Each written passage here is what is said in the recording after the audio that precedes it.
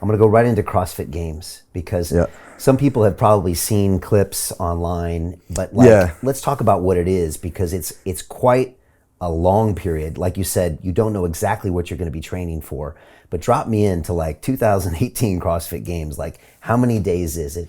How much do you know about it before it happens? How many athletes are showing up? And like, what's on the line? I wish I could give you just a clean cut set of rules of what it's going to be, but every year it's different. Every year, there's little tweaks and changes here or there. Like, how many days is it? So typically it's 4 days. I would say the most typical is compete Wednesday. So that's like the events that aren't spectator friendly. So like the events that are, 2-3 hours long, they're off site. So, you need a big venue. So usually running, swimming, biking type events. And then a lot of times you'd have Thursday off and then compete Friday, Saturday, Sunday. Okay. And usually it's around, 13 to 15 events. You get 100 points per event, or there's 100 points available, and it's a sliding scale on the way down. And I would say the most typical is 40 competitors in your division. So 40 individual male competitors, 40 individual female competitors. Total. And is it by age group, or is it just so there are age divisions and weight as well? Nope, no weight divisions. So there's benefits of being the 140 pounder, there's benefits of being the 220 pounder, but then there's also consequences to both of those as well. But so there are age group divisions for teenagers and masters. I think there's 65 plus division, and then there's like the 14-15 year old division. So I mean, completely widespread, but the most popular division, the title that everyone's after is the individuals. So it's open age category. There's no weight limits or, weight classes. And it's just, you show up and you don't know what you're going to do. So we've had it, I've had 5 days continuous. So it was, Wednesday, Thursday, Friday, Saturday, Sunday. So you really don't know if there's a rest day either, as well? No, usually not. And then, as the competition is getting closer, hints are getting dropped, a piece of equipment will get posted or something like that. And then people start speculating, and so they mess with you a little bit. Oh, it's, that's half the game is trying to keep your mental game strong enough, because, hints are getting put out, and you're like, they'll say, hey, this year we're swimming. And you don't know if you're swimming 25 meters. You don't know if you're swimming a mile. There's been rumors that you're going to get put on a boat, driven a mile offshore, and then just a horn go, bah, first one to shore wins. So that scares the hell out of a lot of people, right? Oh, yeah. Even the toughest, scariest guys in the gym will freak out of that. Oh, I mean, the mental side of it, the anticipation, the so many people fall victim to the what if game. If they say, oh, there's an event with, clean and jerks and double unders, everyone's speculating, like, oh, what do you think it's gonna be? I'm like, we know what the movements are, but we don't know if that clean and jerk is 95 pounds or 350 pounds. So what's the point of playing this what if game? It's and so, early on in my career, I had my coach at the time was very focused on the mindset, and it was, so a lot of that stuff got ingrained in me, and it was, no, we don't guess. We wait until the rules are announced. We wait until the events are announced to put a game plan together. Because what's the point of putting a plan together without any guidelines? And then you're just wasting energy. And then when the rules are announced, then it's like, oh shit, all right, we got to scrap all of that and then into this next one. But every year I competed, there was a different qualifying procedure, a different format of competition, different scoring system. There was always changes every single year. It's unlike any competition in the world that has that change. Because I just took you through a tour of the studios here, and I showed you my Ironman 70.3, and it was very challenging for me to train for, but I knew what it was going to be on the day. Yeah. And even though it was my first in a different circumstance, like, I did the same things. Yeah. And that's true about pretty much any other physical competition that I can think of, except maybe like Ninja Warrior or something on TV. Yeah. But like, that's unique. Yeah, like I mean, not just myself, there's 40 of us going. We've had events that we didn't know what the event was as we were doing it.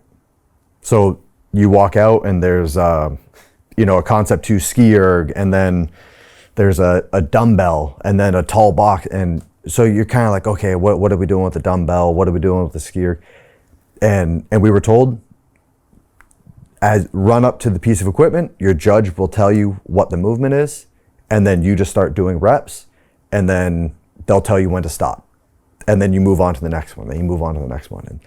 And so you're really playing a guessing game of, how do I pace this? Is this a 5-minute event? Is this a 30-minute event? And did one event my last season where it was a trail run, and I think it was a 3-mile loop, and very aggressive terrain, like super steep where you're on all fours, and run into the finish line, hit the finish line, and then told, all right, now do it in reverse. And you're like, I just paced this for a 3-mile race. I'm gassed. And then nope, go back. And so you don't know what you're going to do. Some things get announced ahead of time. Some competitions will release every event, 2 weeks prior, and so wow, anything and everything, and right in between. Have you seen guys mentally break on and when things like that happen, where it's like I just get frustrated, like I don't, what are you doing to us? I don't think we've ever seen like the typical like mental crack, and somebody's just like, I can't do this anymore. Everyone who's making it to that level is a very high achiever. Everyone that makes it to that level is a absolute stud, physically, mentally, everything. But you see some differences, and I don't think it's so obvious if you're not looking for it.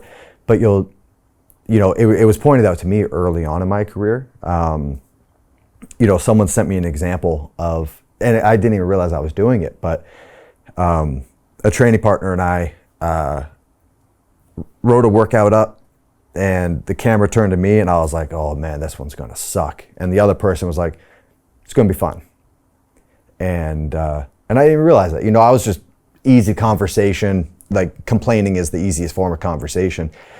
And then somebody pointed that out to me, and they're like, oh, your mental state, like your mind will follow your words, and then your action will follow your mind. And so once you start looking at it in that format, and then being an athlete in the warm-up area, you can kind of see what are the concerns of these other people. Are they concerned about what just got announced, the rule, the ref they were assigned, or are they worried about the effort that they're about to put forward? And so I think you can see some mental challenges from people, but I don't think it's a very obvious. It's not like anyone's sitting in the shower rocking back and forth crying, but you can see how their mental mindset going into events of what they're concerned about. Yeah, and then that mental break will lead to physical as well. Oh, it will lead to suboptimal performance. Yeah, as soon as people start saying like, oh, that event was stupid, that was trash, or and then they start talking about how they're sore, and they're complaining of like, oh, my quads are getting overused, whatever it is. I dealt with the exact same thing. Like every year, your body's screaming, you're pushing yourself to the absolute limit. But then when I'm asked, like, how you feeling? Great. This is a nice, easy weekend. And inside I'm like, oh my God, don't touch my thighs. Like they are so sore.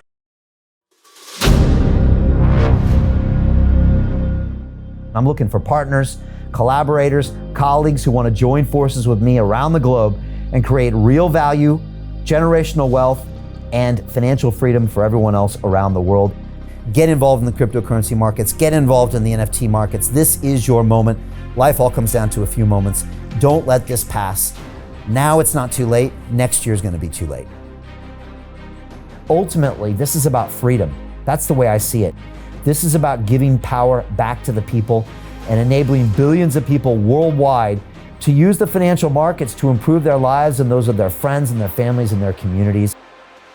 Honestly, I think it's a violation of human rights not to allow people basic access to financial services.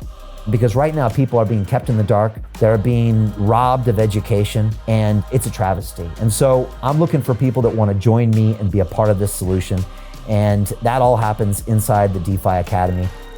The gains my students are making are absolutely amazing. Double, triple digit gains in the first month alone. That's amazing. This will change your life. Now is the time to get involved. I'm gonna tell you exactly how my students in my academy made money in the last 30 days. I'm talking about real trading results. And let me just whet your appetite a little bit. Let me hit you with some numbers. I'm talking Brendan from New Zealand is up 68.77% on the month. Steve from Europe up 83%. Albert in Singapore up 169.9% on one single trade. I got Susan up 153% on her call options alone. Also rocking 139% returns and 442% returns as well on individual trades. These are people that are changing their financial future in the last 30 days, but it's based on trading discipline. I've graduated over 500 students from inside my academy from over 54 countries around the world. It's amazing. When it comes to crypto, DeFi, and blockchain, we love this space. We truly believe it's the future. This is down to our core. It's authentic to what we're doing, and everybody can tell through the camera because you can't make this stuff up. If you're watching me now, wherever you are, I implore you, take 60 seconds right now and join my academy. Apply today. Now you've got a chance. Life all comes down to a few moments. What are you gonna do? What's the choice that you're going to make?